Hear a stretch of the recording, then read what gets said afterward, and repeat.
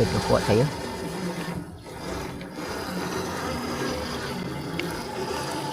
Okey, sikit banyak. Sampai tu saya kongsi lah sedikit idea. Kalau trail kan pula dah lain, jadi banyak belanja lah kadang-kadang tu. Tapi kalau yang ada duit tak ada masalah. Macam saya ni tak berduit, jadi kutip besi, beli besi, kadang beli kadang kutip, macam tu. Dan saya buat sendiri, komen lah, nak tanya laju. Okey, untuk informasi kadang-kadang biasa kalau rock crawler ni dia punya karakter lebih pada slow lah. Okey, saya ambil lain tepi tu, ni agak meninggi lah kadang-kadang. So power steering ni membantu kita lah sebenarnya. Tu dapat naik setting untuk kereta kita sambil kita main. So kita boleh uji kemampuan kereta kita terkait dengan setting.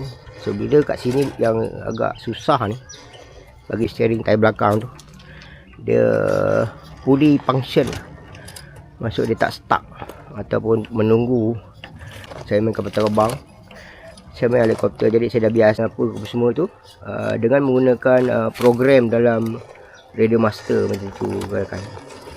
Jadi tak payah nak apa-apa lah. Cuma kalau awalan tu agak peningnya juga macam tu kadang-kadang. Macam tu kadang-kadang. Okay, ni tempat yang saya main semalam. Tempat ni nampak macam tak ada benda. Tetapi kalau orang yang tak biasa, mungkin buat pertama kali mungkin tak dapat nak teknik bagaimana cara mengendalikan dia. Macam tu, dengan tambah pula tayar yang saya pakai hari ni terlalu lebar dan tidak ada traction. Okey, saya cuba kawal tayar belakang untuk dia tidak menurut. Okey,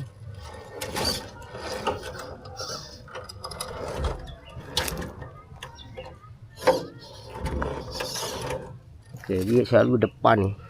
Ni tempat ni memang kau tak betul-betul. Okey, tayar belakang. Okey, dia terkena body lah. Okey, cuba pusing.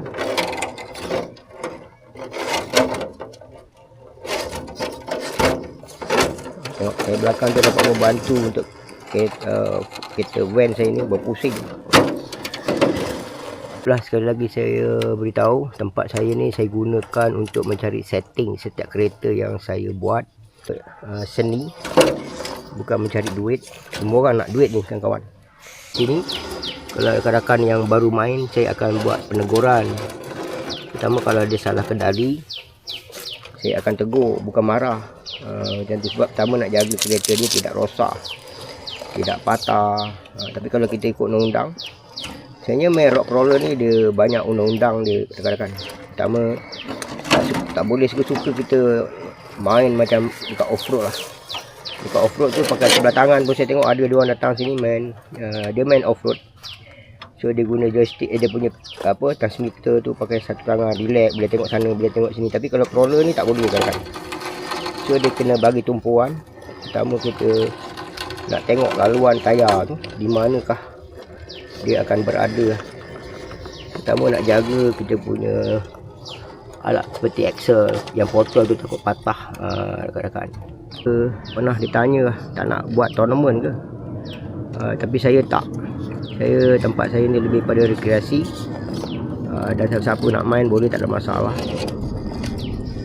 Macam tu. Tapi dia orang cap saya anti-com ni kan.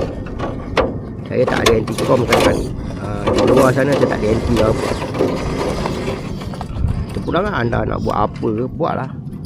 Yang saya nak anti-com, awak buat apa macam tu. Tapi di tempat saya ni memang saya tak galakkan buat com macam tu, sebab lebih kepada rekreasi atau for fun macam tu kadang-kadang. Itu saja informasi.